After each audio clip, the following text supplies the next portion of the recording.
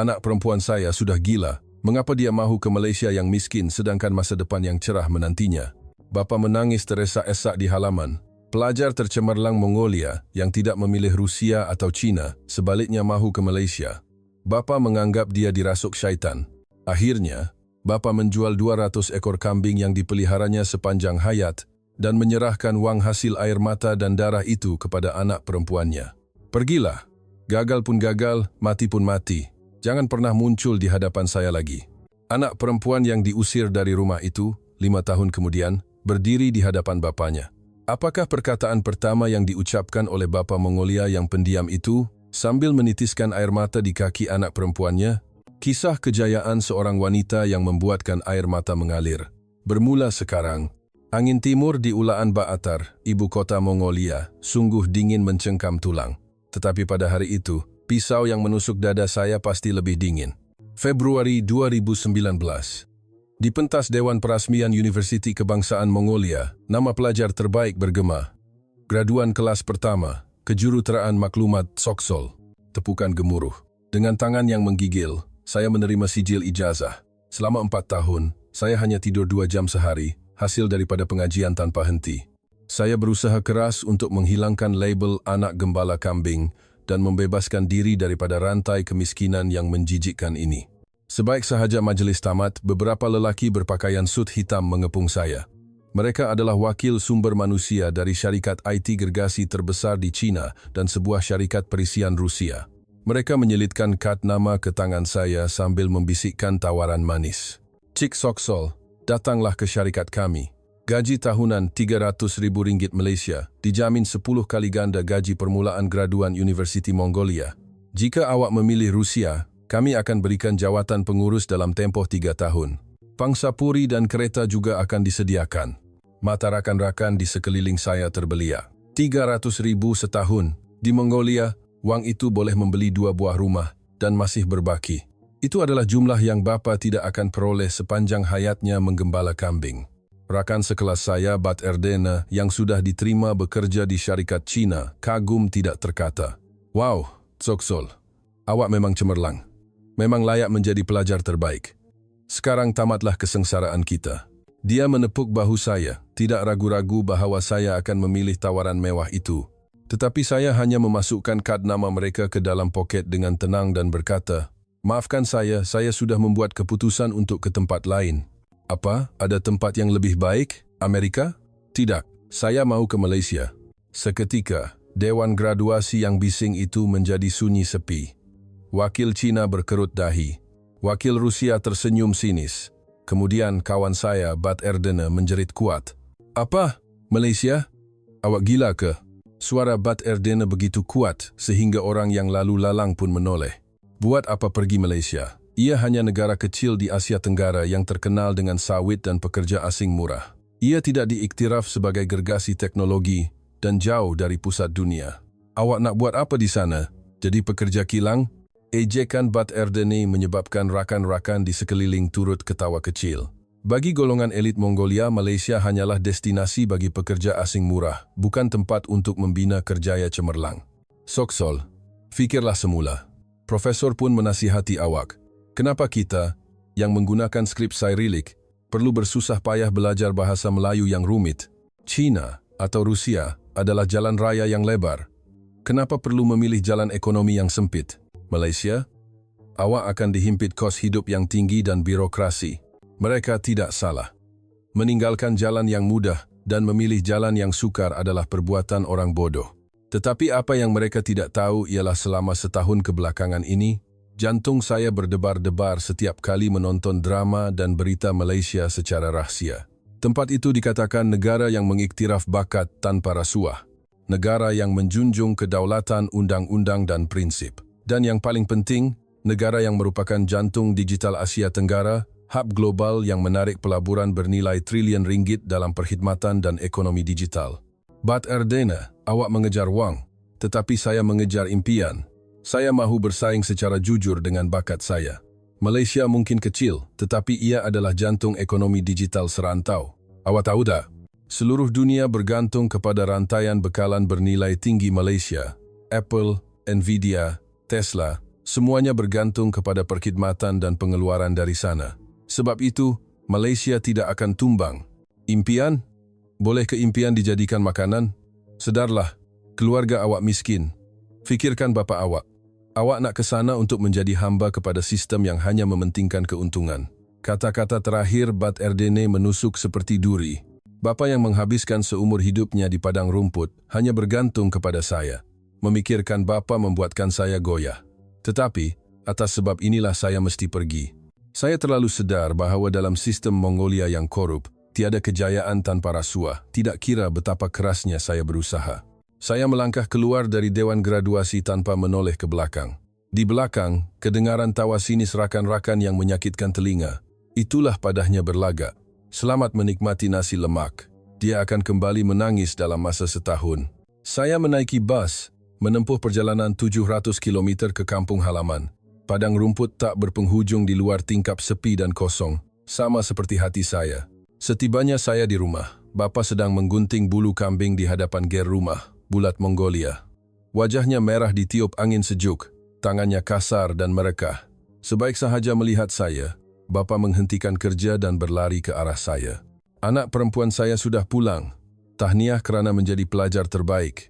Awak sudah penuhi impian seumur hidup saya. Bapa membelai tangan saya yang kasar, matanya berkaca-kaca. Dia menghidangkan susu teh suam dan daging kambing.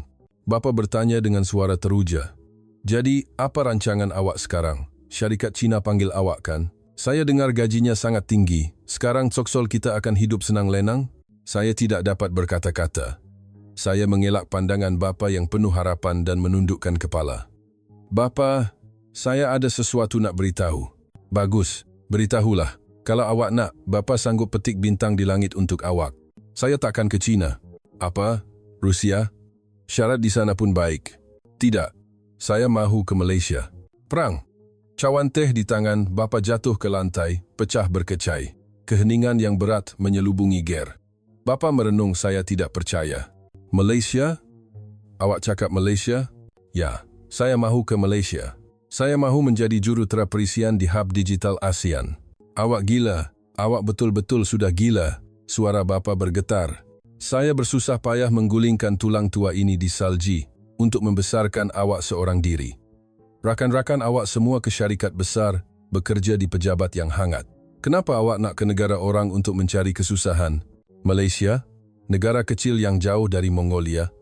Tempat yang diselubungi ancaman keganasan politik.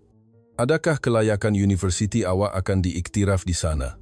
Awak akan bekerja membersihkan lantai kilang atau mencuci pinggan di restoran. Jika berlaku krisis, awak akan mati di sana." "Tidak, bapa. Malaysia mungkin kecil, tetapi ia adalah jantung teknologi." Saya memegang tangan bapa.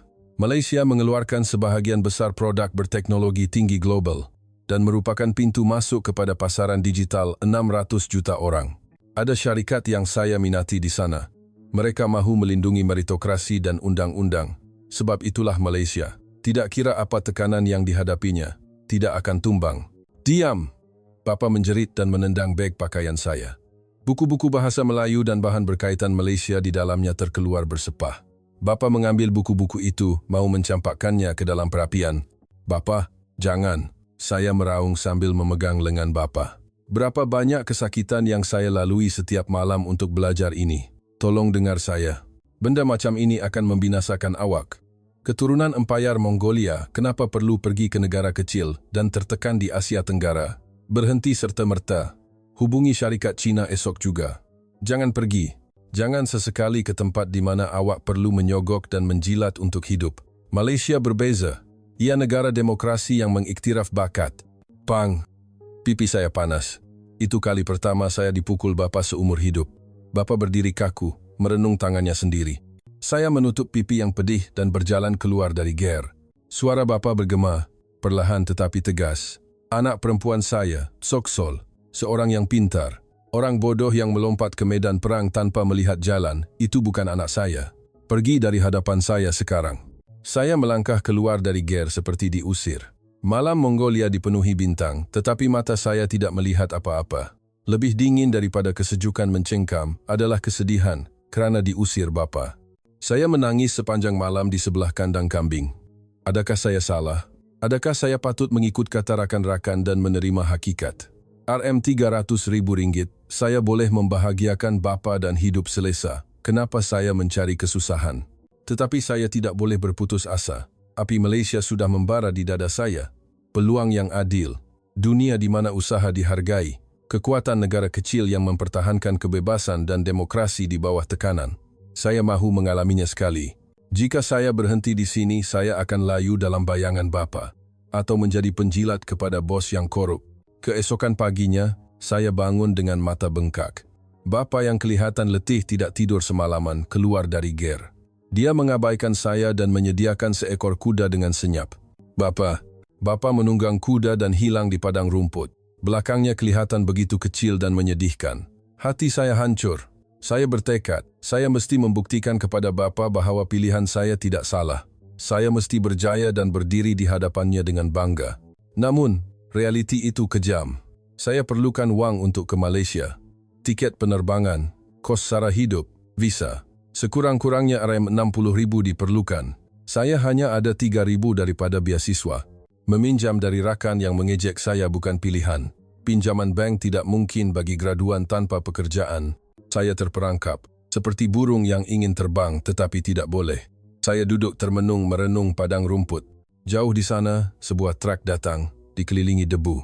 Ia adalah truk Pak Cik George, seorang pedagang ternakan. Bukan musim menjual kambing. Mengapa dia datang? Truk berhenti, Pak Cik George turun. Kemudian, bapa muncul menunggang kuda.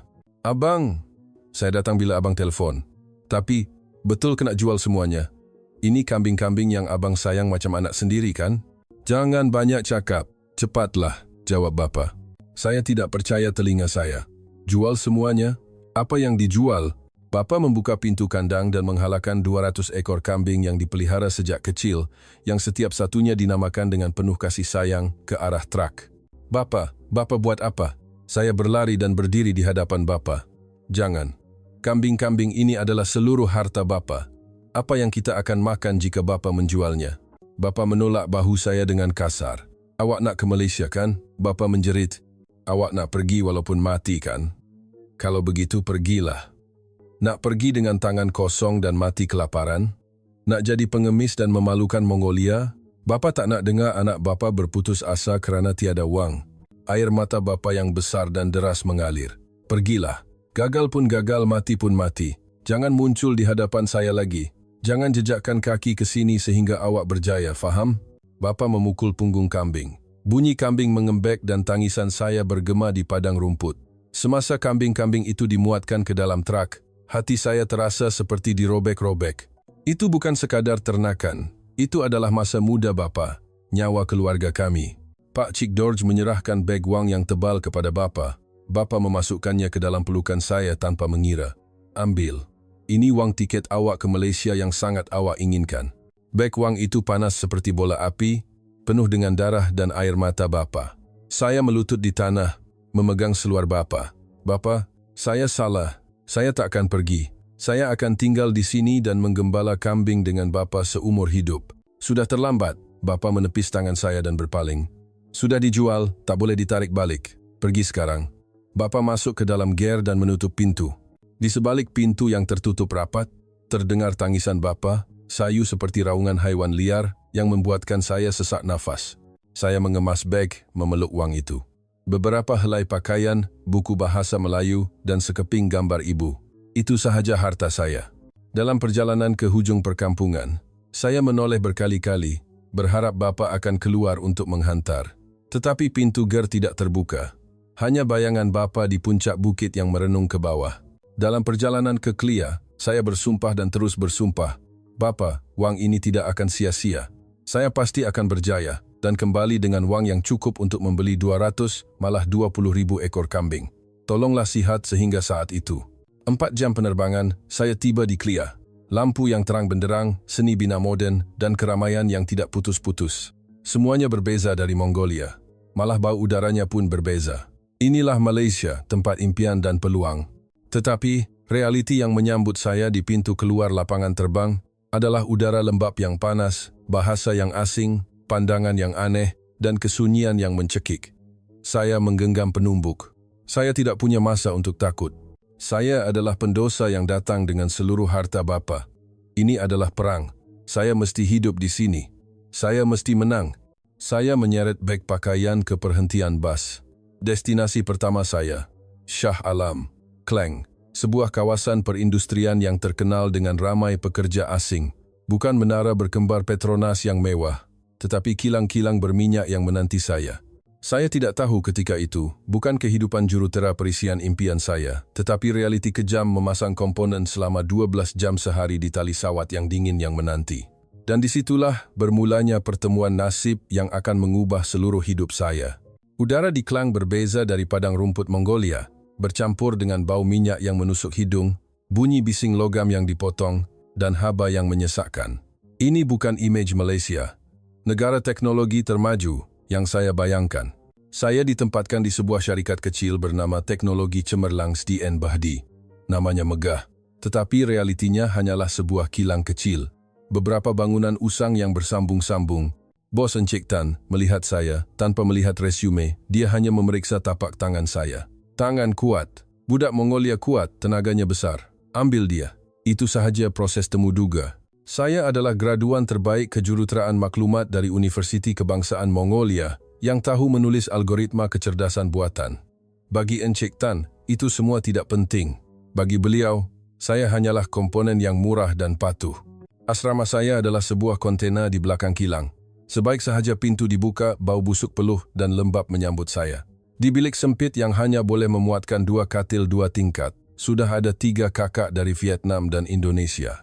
Saya membuka beg pakaian dan menyelitkan beg yang dibeli dengan wang air mata bapa di bawah katil. Saya menggigit bibir. Ini adalah permulaan saya. Saya boleh bertahan, tetapi realiti lebih kejam daripada keazaman saya. Hari pertama bekerja, saya menjangkakan pejabat dengan komputer atau sekurang-kurangnya sebuah meja. Tetapi ketua barisan membawa saya ke lantai kilang yang bising dan mencampakkan sepasang sarung tangan kapas. Mulai hari ini, inilah kerja awak. Nampak komponen yang keluar dari tali sawat itu, pilih yang rosak dan masukkan ke dalam kotak.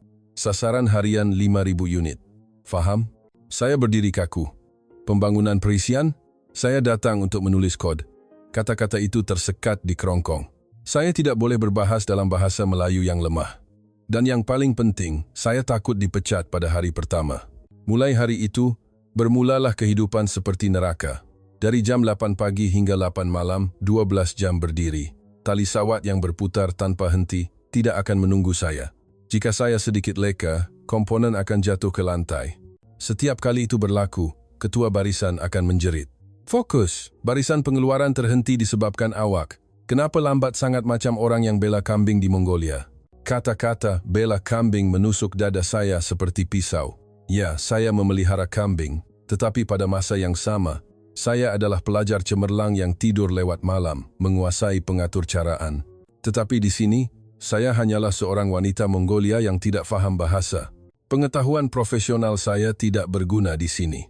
Otak yang menulis algoritma kompleks menjadi tumpul. Jari-jari yang halus menaip keyboard menjadi berdarah dan kasar kerana komponen yang tajam. Kaki bengkak sehingga kasut tidak muat. Tetapi saya tidak boleh bersuara kesakitan. Waktu makan tengah hari adalah satu-satunya masa saya boleh duduk. Menu kantin sentiasa nasi berlauk atau mie daging. Rasanya sangat berbeza dari makanan Mongolia. Pada mulanya saya hampir muntah. Tetapi saya paksa diri habiskan segalanya. Saya mesti makan untuk hidup. Saya mesti makan untuk bertahan. Bapa menjual 200 ekor kambing untuk menghantar saya ke sini. Saya tidak boleh mati kelaparan. Saya menahan rempah ratus yang pedas dan masin, dan menelan makanan yang menyakitkan seperti pasir. Pekerja Malaysia yang duduk di hadapan saya bersembang dan ketawa dalam dialek mereka, menganggap saya tidak wujud. Sekali-sekala mereka mengerling saya. Pandangan mereka bercampur rasa ingin tahu atau kasihan. Dia orang sana tak makan benda macam ni ke? Dah datang nak cari duit? Makanlah apa yang diberi. Setiap kali saya mendengar bisikan mereka, saya tundukkan kepala lebih dalam. Air mata jatuh ke dalam pinggan nasi. Tetapi saya tidak berhenti makan. Makanan ini bukan percuma. Ini adalah makanan yang dibayar dengan harga maruah saya. Selepas kerja, badan saya berat seperti timah. Saya tumbang di katil tanpa sempat mandi. Kakak-kakak dari Vietnam dan Indonesia memandang saya dengan risau. Cik Sok Sol, okey? Mula-mula memang macam ni. Nak letak ubat? Kakak Lien dari Vietnam menampal ubat pada kaki saya. Jika bukan kerana kata-kata semangat mereka, saya mungkin tidak dapat bertahan seminggu. Malam sunyi. Saya tidak dapat tidur. Saya merenung lampu merah di kawasan perindustrian Shah Alam melalui celah tingkap. Saya teringat bapa di Mongolia. Apa yang bapa buat sekarang? Tentu bapa sedang mengeluh melihat kandang kambing yang kosong. Bapa pasti percaya saya sudah menjadi jurutera perisian yang hebat di Malaysia. Saya mahu menelefon bapa, tetapi tidak boleh. Adakah awak sihat? Adakah awak makan dengan baik? Mendengar kata-kata itu, saya akan rebah. Saya sihat, bapa. Syarikat ini besar, orangnya baik. Kod yang saya tulis sudah digunakan. Saya berlatih beratus-ratus kali pembohongan itu dalam hati, tetapi saya tidak ada keyakinan untuk mengatakannya. Saya hanya memegang telepon, menangis tanpa suara di bawah selimut. 3 bulan selepas tiba di Malaysia, kekecohan kecil berlaku di kilang, mesin automasi baru yang diimport oleh Encik Tan rosak, peralatan mahal dari Jerman, manualnya semua dalam bahasa Inggris dan Jerman. Tiada siapa yang berani menyentuhnya. Aduh bos, apa hal ni? Baru beli dah rosak. Ketua barisan menendang mesin itu. Encik Tan marah-marah, kata dia perlu panggil jurutera dari KL yang akan mengambil masa beberapa hari. Barisan pengeluaran terpaksa berhenti sementara itu. Saya perlahan-lahan mendekati mesin itu dan melihat kod ralat di skrin. Ia adalah masalah konflik perisian. Ia boleh diselesaikan dengan mengubah beberapa baris kod mudah. Ini adalah bidang kepakaran saya. Encik Tan, saya memberanikan diri. Boleh saya lihat? Encik Tan dan ketua barisan memandang saya seolah-olah melihat sesuatu yang tidak masuk akal. Apa? Awak faham bahasa Inggeris ke? Mesin ni mahal. Kalau awak rosakkan, awak kena bayar. Tidak, saya belajar benda ini di universiti. Jangan nak buat lawak. Apa yang budak bela kambing tahu tentang mesin? Pergi, jangan ganggu. Ketua barisan menolak saya dengan kasar. Saya jatuh terduduk. Bisikan kedengaran di sekeliling. Sedarlah diri, Soksol. Buat kerja awak saja. Bahasa Melayu pun tak fasih. Ada hati nak menonjol. Wajah saya panas kerana malu yang teramat. Saya tidak mampu berkata apa-apa. Saya kembali ke tempat saya, memandang tali sawat dengan mata yang kabur. Mengapa saya diperlakukan begini? Saya pelajar cemerlang Mongolia. Saya boleh baiki mesin ini. Kenapa tiada siapa yang percaya? Malam itu, buat kali pertama, saya menyesal. Bat erdene betul, saya bodoh. Saya merosakkan hidup saya kerana ego. Sekarang, saya mahu kembali dan meminta maaf kepada bapa dan memulakan hidup semula. Tetapi saya tidak ada tempat untuk kembali. Wang penjualan 200 ekor kambing sudah habis untuk perbelanjaan ke Malaysia dan penempatan awal. Pulang dengan tangan kosong, bapa mungkin akan rebah kerana terkejut. Saya terasa seperti tikus yang terperangkap.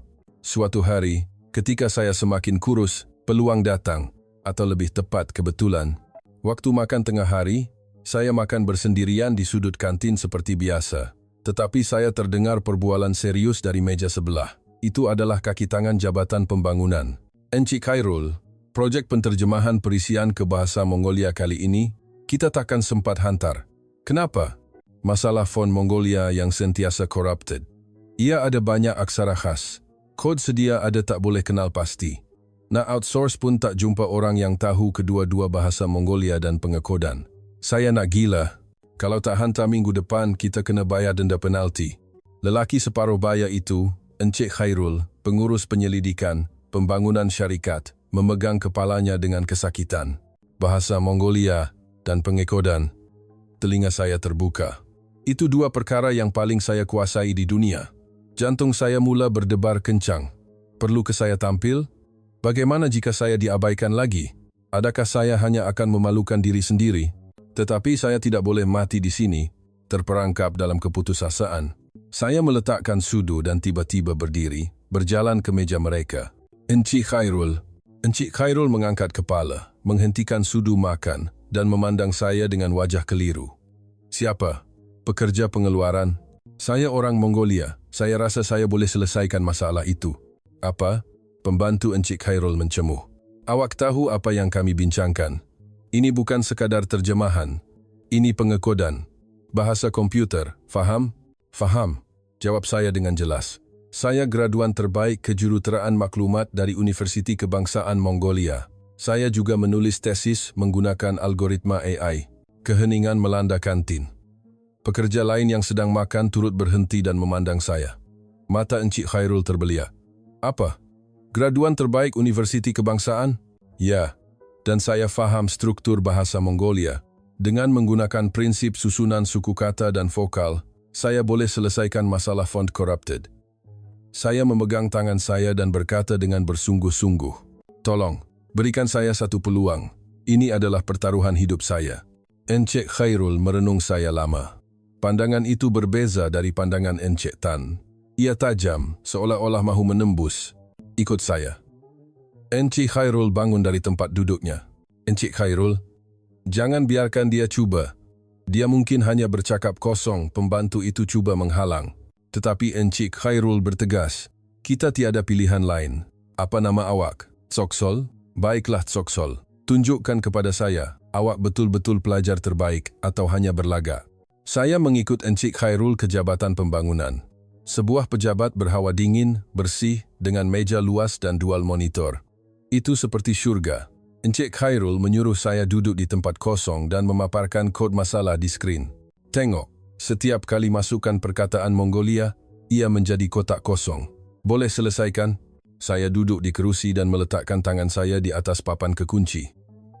Sentuhan plastik papan kekunci yang sejuk pada hujung jari saya menyebabkan getaran pelik. Kali pertama, saya menyentuh papan kekunci dalam tempo 3 bulan. Saya melayari kod itu. Kod sumber yang kompleks, ditulis dalam C++, tetapi ia jelas di mata saya. Masalahnya adalah tetapan Unicode untuk bahasa Mongolia yang salah, dan dengan menggunakan kaedah susunan suku kata, masalah gabungan konsonan dan vokal Mongolia dapat diselesaikan dengan lebih mudah. Semuanya muncul di pikiran saya. Saya menarik nafas panjang dan mula menaip. Tap, tap, tap. Jari saya bergerak seperti menari. Bukan lagi gerakan tumpul memasang komponen di barisan pengeluaran. Seperti ikan mendapat air, saya berenang dalam lautan kod. Pembantu Encik Khairul yang melihat dari belakang mengeluh. Pergerakan tangannya bukan main-main. Dia tahu cara mengekod. 10 menit, 20 menit, masa berlalu tanpa disedari. Saya terasing, hanya ada skrin dan saya dalam keheningan yang mendalam. Tepat 30 menit kemudian, siap. Saya menekan enter. Ayat bahasa Mongolia keluar dengan jelas di skrin tanpa corrupted. "Sain Bainu Gei Hai, apa kabar?" "Berjaya." "Wow, hebat." Kaki tangan Jabatan Pembangunan bersorak. Masalah yang tidak dapat diselesaikan selama beberapa hari telah diselesaikan oleh pekerja wanita dari Mongolia dalam 30 menit waktu makan tengah hari. Encik Khairul memandang skrin dan saya dengan rasa tidak percaya. Kemudian dia tiba-tiba memegang tangan saya. "Cik Tsoksol, awak ni siapa sebenarnya? Kenapa awak bekerja memasang komponen di kilang dengan bakat sebegini?" Saya tidak dapat menahan sebak. Rasa tertekan yang terkumpul meledak. Kerana tiada siapa yang percaya saya. Kerana saya orang Mongolia, seorang wanita, dan bahasa Melayu saya tidak baik. Mereka tidak beri saya peluang pun. Air mata besar jatuh ke atas papan kekunci. Encik Khairul dengan cemas menarik keluar tisu dan menghulurkannya. "Maafkan saya buta. Syarikat kami telah membiarkan permata terpendam di dalam lumpur." Petang itu, Encik Khairul berlari ke bilik Encik Tan. Kedengaran suara pertengkaran. Sejam kemudian, dia turun dan berkata kepada saya, "Cik Tsoksol, kemas barang awak." "Apa? Saya dipecat?" "Tidak." Encik Khairul tersenyum lebar. "Buka pakaian kerja yang berminyak itu. Mulai hari ini, awak adalah kaki tangan rasmi Jabatan Pembangunan. Esok, datang bekerja di sebelah saya. Gaji pun akan disemak semula mengikut gaji permulaan graduan universiti. Jangan sia-siakan lagi otak dan bakat yang awak ada. Gunakan sepenuhnya di sini." Saya terduduk di lantai dan menangis teresak-esak. Air mata yang saya tahan ketika dimarahi Encik Tan, ketika diabaikan semasa makan, semuanya keluar. Tetapi kali ini, ia bukan air mata kesedihan, tetapi air mata kelegaan dan kesyukuran. Malaysia bukan negara yang dingin. Malaysia adalah negara yang mengiktiraf bakat. Encik Khairul yang mengenali saya, mengelap minyak di tangan saya, dan menghulurkan tangan. Tangan hangatnya membuatkan jantung saya yang beku berdegup semula. Malam itu, buat kali pertama, saya dapat menelefon bapa. "Hello?" Suara bapa di hujung talian kedengaran tua. "Bapa, ini Tsoksol." "Tsoksol, awak masih hidup?" "Ya bapa, saya sudah dapat kerja, bukan kilang, pejabat sebenar. Kerja komputer, pengurus mengiktiraf bakat saya." Bagus, bagus. Anak perempuan saya, awak berjaya. Suara bapa serak dan bergetar. Saya memeluk telefon dan menangis sepanjang malam. Ini adalah permulaan kisah 5 tahun keajaiban saya. Diangkat dari lumpur kilang tingkat bawah, saya kini benar-benar bersedia untuk terbang. Kehidupan di Jabatan Pembangunan adalah siri cabaran dan kegembiraan di luar jangkaan saya. Sarung tangan kapas berminyak digantikan dengan teh tarik suam. Bunyi mesin yang bising digantikan dengan bunyi papan kekunci. Encik Khairul memperkenalkan saya secara rasmi kepada pasukan. Ini Cik Soksol yang menyertai kita hari ini. Graduan terbaik Universiti Kebangsaan Mongolia. Saya jamin bakatnya. Tolong berikan tunjuk ajar. Pada mulanya, ahli pasukan yang ragu-ragu dengan cepat menerima saya apabila melihat bakat pengekodan saya. Mereka menganggap saya sebagai rakan sekerja yang berkebolehan, bukan pekerja asing. Cik Soksol, boleh tolong lihat kod ni? Ada ralat di sini. Wow, awak ni jenius ke? Benda ini boleh diselesaikan begini. Di tengah pujian dan tepukan, saya bekerja seperti ikan yang mendapat air. Projek penterjemahan bahasa Mongolia berjaya disiapkan, dan prestasi syarikat meningkat 20%. Encik Tan memanggil saya secara berasingan, memberikan bonus dan meminta maaf atas kesilapan masa lalu. Cik Soksol, saya buta kerana tidak mengenali permata. Maafkan saya. Jadilah tonggak syarikat kami pada masa hadapan. Semuanya kelihatan sempurna. Gaji saya dimasukkan tepat pada masanya. Saya menyimpan wang itu, menghantarnya pulang agar bapa boleh membeli semula kambing yang hilang dan ibu boleh memakai pakaian yang hangat. Tetapi nasib tidak membiarkan saya. Kira-kira 2 tahun selepas tiba di Malaysia, saya menerima panggilan telefon dari kampung. Kedengaran suara adik saya, Bayar, yang menangis. Kakak, ibu rebah, jantungnya tak sihat. Doktor kata perlu pembedahan, tapi tak boleh buat di Mongolia. Jantung saya tenggelam. Ibu yang menjaga anak-anak sepanjang hayatnya di bawah angin Mongolia yang ganas. Berapa wang diperlukan? Pembedahan, kira-kira 90,000 perlu dihantar ke hospital di Malaysia. Kakak, macam mana ni? Kita tak ada wang sebanyak tu. Bapa pun dah jual semua kambing. Tangan saya yang memegang telefon menggeletar. 90,000 rigo. Itu adalah wang yang saya kumpul selama 2 tahun tanpa makan dan pakai. Tepat 90,000. Wang itu adalah impian saya. Modal benih untuk memulakan syarikat startup kecil di Mongolia pada masa hadapan. Tetapi tiada masa untuk ragu-ragu. Ibu lebih penting daripada impian. Jangan risau. Kakak akan uruskan. Kakak akan hantar wang itu sekarang dan atur pembedahan. Saya segera ke bank dan memindahkan semua harta saya. Saat baki akaun menjadi sifar, saya lebih berasa lega daripada rasa kehilangan. Syukurlah. Syukur saya datang ke Malaysia dan mendapat wang. Kalau di Mongolia, ibu pasti sudah tiada. Pembedahan itu berjaya. Ibu menjalani pembedahan di Hospital Universiti Kebangsaan Malaysia dan kembali sihat. Semasa panggilan video dengan ibu yang berbaring di wad, ibu membelai skrin seperti membelai wajah saya dan menangis. Soksol, terima kasih. Awak selamatkan nyawa saya. Tapi awak macam mana? Wang hasil titik peluh awak dah habis. Tak apa ibu. Wang boleh dicari. Saya masih muda. Tetapi krisis sebenar datang selepas itu. Saya yang kehabisan wang selepas membayar kos pembedahan, menerima panggilan daripada bapa. Soksol, anak perempuan bapa. Sekarang, awak patut balik. Ibu awak pun dah selamat. Awak dah cukup susah. Sekarang baliklah ke rumah dan duduk dengan ibu. Kampung ni sunyi tanpa awak. Orang kampung puji awak anak yang berbakti. Sekarang balik dan hiduplah selesa. Suara bapa bersungguh-sungguh. Saya juga mau kembali. Ger Mongolia yang hangat, bau ibu, tangan kasar bapa. Tetapi jika saya kembali sekarang, saya akan kembali ke titik permulaan. Pulang dengan tangan kosong. Saya terpaksa menyogok dan mengemis untuk mendapatkan pekerjaan dalam sistem Mongolia yang korup. Dan yang paling penting, impian jurutera yang saya bina di Malaysia akan berakhir di sini. Itu yang saya takuti. Bapa, saya tak boleh balik. Apa? Kenapa tak boleh balik? Wang, kami akan usahakan. Bukan kerana wang, saya perlu memohon kewarganegaraan. Kewarganegaraan? Maksud awak nak jadi orang Malaysia? Nak ambil kerakyatan Malaysia? Di hujung talian, ada keheningan yang lama. Tidak terdengar bunyi pernafasan pun. Keheningan yang menyesakkan saya. Awak sedar ke? Awak nak tinggalkan darah Mongolia, khianati tanah air? Bukan khianat. Saya mahu berjaya di Malaysia, belajar teknologi di sini dan membantu Mongolia. Hanya selepas saya menjadi warga negara Malaysia, saya boleh bawa ibu ke Malaysia dan adik-beradik boleh belajar di luar negara. Pasport Mongolia terlalu banyak batasan. Malaysia adalah negara demokrasi. Pasport Malaysia boleh masuk banyak negara tanpa visa. Saya berpeluang bekerja di syarikat bertaraf global. Jangan beri alasan, bapa menjerit. Awak telah dirasuk orang Malaysia. Fikiran awak sudah tidak waras. Apa gunanya kejayaan jika awak mengkhianati nenek moyang? Selagi mata saya terbuka, saya takkan benarkan. Kemas barang dan balik sekarang, atau saya takkan anggap awak anak saya lagi. Telefon diputuskan sekali lagi. Saya rebah di lantai sewa yang sejuk dan menangis tersak-esak. Jalan yang saya pilih untuk menyelamatkan ibu dan bapa, mengapa saya menjadi anak yang tidak berbakti? Mengapa ketulusan hati saya tidak sampai? Tetapi saya tidak akan berundur. Ini hidup saya. Saya tidak boleh menjalani hidup bapa. Saya mengelap air mata dan duduk semula di hadapan komputer.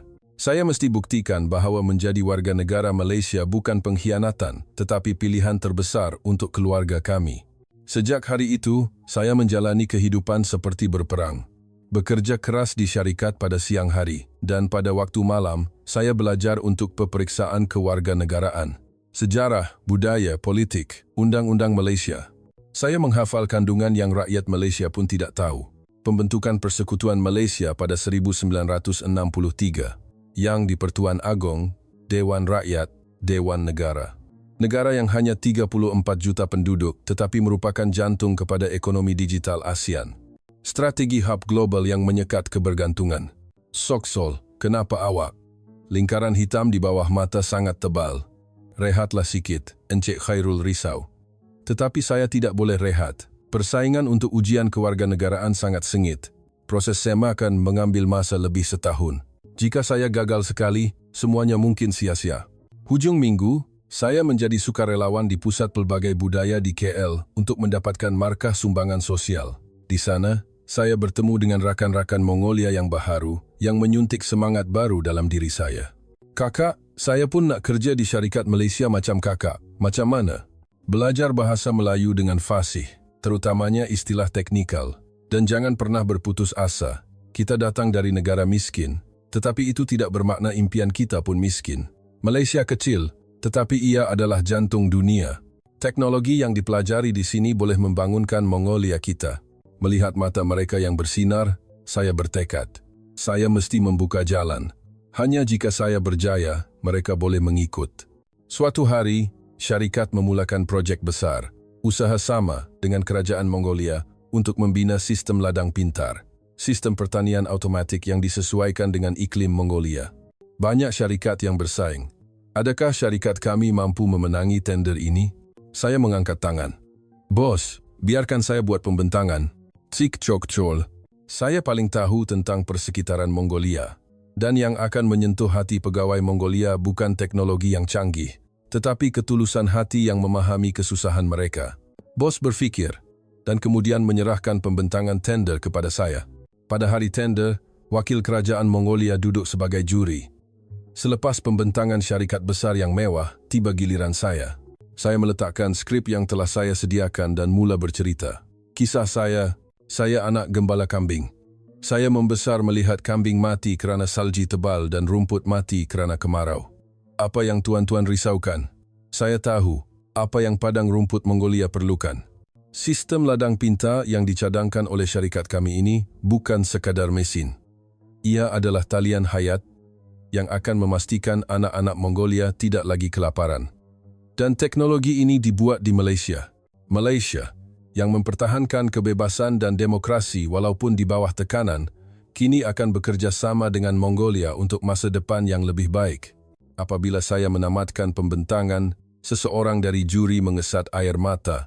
Daya pujukan yang lebih kuat daripada nombor dan teknologi telah menyentuh hati mereka. Hasilnya, kejayaan besar. Syarikat kami menewaskan syarikat besar dan memenangi projek bernilai puluhan juta ringgit. Cik Soksol, awak berjaya. Encik Tan memeluk saya dan menari. Encik Khairul mengangkat ibu jari, matanya berkaca-kaca. Hebat Soksol, kebanggaan kami. Akhirnya, hari takdir yang sebenar tiba. Disember 2023, surat berdaftar dari Jabatan Pendaftaran Negara, JPN. Notis kelulusan kewarganegaraan. Dengan tangan yang menggigil, saya membuka sampul surat. 4 perkataan dicetak. Kelulusan kewarganegaraan. Kaki saya lembik dan saya terduduk di lantai. 5 tahun. 5 tahun selepas menjual 200 ekor kambing dan menjejakkan kaki ke tanah Malaysia, saya dipeluk oleh negara ini, Malaysia. Beberapa hari kemudian, upacara angkat sumpah kewarganegaraan diadakan. Saya melangkah masuk ke Dewan dengan pakaian rasmi. Encik Khairul dan rakan sekerja syarikat menanti dengan jambangan bunga. Tahniah, Cik Soksol. Sekarang awak benar-benar orang Malaysia. Di tengah-tengah ucapan tahniah rakan sekerja, saya melangkah ke pentas. Ketika saya mengangkat tangan kanan saya dan membaca teks ikrar di hadapan bendera jalur gemilang, suara saya tersekat di kerongkong. Saya berjanji akan mematuhi Perlembagaan Persekutuan dan Undang-Undang Malaysia. Air mata mengalir di pipi. Ini bukan sekadar pertukaran kerakyatan. Ini adalah pengisytiharan kemenangan atas nasib yang saya cipta sendiri. Upacara angkat sumpah selesai. Mentari musim sejuk yang hangat bersinar, langit biru luar biasa. Sekarang, marilah kita pulang ke tanah air. Saya mengambil cuti dari syarikat dan menempah tiket penerbangan ke Mongolia. Sekarang, saya boleh berdiri di hadapan Bapa dengan bangga. Bukan untuk meminta maaf, bukan sebagai anak yang tidak berbakti, tetapi sebagai anak perempuan yang lebih besar yang memeluk 2 negara. Diklia, adik saya Bayar datang menjemput. Bayar yang saya tinggalkan 5 tahun lalu, kini sudah dewasa. Kakak, kami berpelukan dan menangis lama. Bapa mana? Bapa tak datang ke? Kakak, Bapa ada di rumah. Nampaknya Bapa masih marah. Hati saya tenggelam. Masih belum maafkan saya? Tetapi saya tidak boleh berundur. Jom, saya akan meminta maaf. 5 jam perjalanan kereta ke ger kampung halaman. Ger putih itu berdiri sendirian di padang rumput ketika matahari terbenam. Pemandangan yang sama seperti 5 tahun lalu ketika saya pergi. Di hadapan ger, Bapa berdiri membelakangi saya, merenung ke arah gunung yang jauh. Belakangnya lebih bongkok daripada 5 tahun lalu. Rambutnya semuanya putih. Bapa, saya memanggil dengan suara yang bergetar. Bapa perlahan-lahan menoleh. Kedutan yang dalam, wajah yang gelap terbakar matahari. Bapa merenung saya tanpa berkata apa-apa. Berdiri dengan wajah yang tegang. Saya pulang. Soksol pulang. Saya berjalan ke hadapan Bapa dan melutut. Saya mengeluarkan sebuah pasport dari beg saya. Pasport Malaysia berwarna biru tua. Bapa, saya tunaikan janji saya. Saya pulang dengan kejayaan. Saya sudah mendapat kewarganegaraan Malaysia. Di syarikat, saya adalah orang tertinggi di bawah pengurus. Sekarang, saya boleh bahagiakan Bapa. Bapa merenung pasport itu. Kemudian, dia mengetuk pasport itu dengan tongkatnya. Apa ini? Sekeping kertas ni apa? Ia yang merampas anak perempuan saya. Bapa, bangunlah. Bapa berkata dengan suara yang dingin. Awak lapar kan? Mari makan. Mendengar kata-kata Bapa, air mata saya mengalir. Saya sangka Bapa akan marah. Saya sangka Bapa akan menghalau saya. Tetapi Bapa suruh saya makan. Saya masuk ke ger. Bau sup daging kambing hangat yang disediakan ibu memenuhi hidung. Sebaik sahaja melihat saya, ibu menangis dan memeluk saya. Anak perempuan saya, awak dah susah payah. Kenapa kurus sangat? Kami sekeluarga duduk di meja makan, suasana kekok dan senyap. Bapa makan dengan senyap. Saya memberanikan diri dan mengeluarkan hadiah yang saya bawa dari Malaysia. Bapa, ini ubat-ubatan terbaik dari Malaysia. Bapa kena makan, kena sihat. Dan ini. Saya mengeluarkan sampul surat tebal dan meletakkannya di hadapan Bapa. Wang, ini untuk beli kambing. Wang yang cukup untuk membeli bukan 200 tetapi 2000 ekor kambing. Bapa tidak memandang sampul surat itu, meletakkan sudu dan merenung saya. Soksol, Bapa nak tanya, adakah awak bahagia di Malaysia? Apa? Adakah awak bahagia hanya kerana awak dapat banyak wang dan menjadi pegawai besar? Saya teragak-agak, tetapi menjawab dengan tegas. Ya, saya bahagia. Saya dihargai atas usaha saya. Saya rasa bangga melihat teknologi yang saya bina memudahkan kehidupan orang. Saya dilahirkan semula di Malaysia. Malaysia mungkin kecil, tetapi ia kuat. Ia adalah harimau Asia yang berdiri teguh. Dan di sana, saya berdiri tegak dengan bakat saya. Bapa merenung saya lama. Kemudian Bapa menghela nafas panjang. Baiklah nak, jika awak bahagia, apalagi yang perlu dikatakan oleh seorang bapa? Air mata Bapa mengalir. Saya kalah dengan kedegilan awak. Tak kira orang Mongolia atau orang Malaysia, jika awak bahagia, awak tetap anak saya. Bapa. Bapa memegang tangan saya. Tangan yang kasar itu sangat hangat. Maafkan saya, bapa yang tak berguna ini mahu mematahkan sayap awak yang mahu terbang ke dunia yang lebih luas. Saya mengikat awak dengan sifat mementingkan diri. Maafkan saya. Tidak bapa, saya yang patut minta maaf. Saya anak yang tidak berbakti. Kami berpelukan dan menangis. 5 tahun rasa tertekan hilang bersama air mata. Bapa bukan membuang saya. Bapa hanya bimbang. Takut anak perempuannya akan terluka di dunia yang ganas. Malam itu, bintang-bintang bersinar di langit Mongolia. Saya duduk di sebelah bapa, merenung bintang. Soksol bapa, negara awak Malaysia itu memang hebat. Kenapa? Mereka mendidik awak yang degil ini menjadi seorang manusia yang berguna. Kemudian bapa menunjuk ke arah bintang di langit. Negara yang menyayangi anak orang lain seperti anak sendiri, negara itu boleh dipercayai. Terima kasih Malaysia, kerana menyelamatkan awak dan membuatkan awak hidup bahagia di sana. Kata-kata bapa itu lebih berharga daripada sebarang anugerah yang pernah saya terima. Keesokan paginya, bapa menyembelih seekor kambing dan mengadakan jamuan. Bapa bermegah kepada semua orang. Anak perempuan saya pulang sebagai doktor dari Malaysia. Dia menjadi pengurus di syarikat teknologi tertinggi di dunia. Malaysia menjemput anak perempuan saya. Kawan-kawan saya, Bat Erdene dan rakan-rakan, datang. Mereka melihat kad nama saya dan kagum. Wow, awak betul-betul berjaya. Kami yang masuk syarikat Cina, setahun dah kena buang. Awak memang hebat. Melihat mata mereka yang penuh iri hati, saya tahu saya telah menang. Saya yang meninggalkan jalan yang mudah dan memilih jalan yang sukar, akhirnya mencapai kejayaan. Kuti ajaib selama seminggu berakhir. Hari untuk kembali ke Malaysia. Seluruh keluarga menghantar saya ke lapangan terbang. Pergilah, anak perempuan bapa. Tidak, anak perempuan Malaysia. Bapa memeluk saya dengan erat. Pergi dan jangan memalukan Mongolia. Balas budi orang Malaysia. Kadang-kadang, kalau teringat bapa, telefonlah. Ya bapa, sekarang saya ada wang. Naik kapal terbang sekejap saja dah sampai. Jaga diri. Saya naik kapal terbang, melihat padang rumput Mongolia semakin menjauh di luar tingkap. Tetapi saya tidak sedih seperti dulu.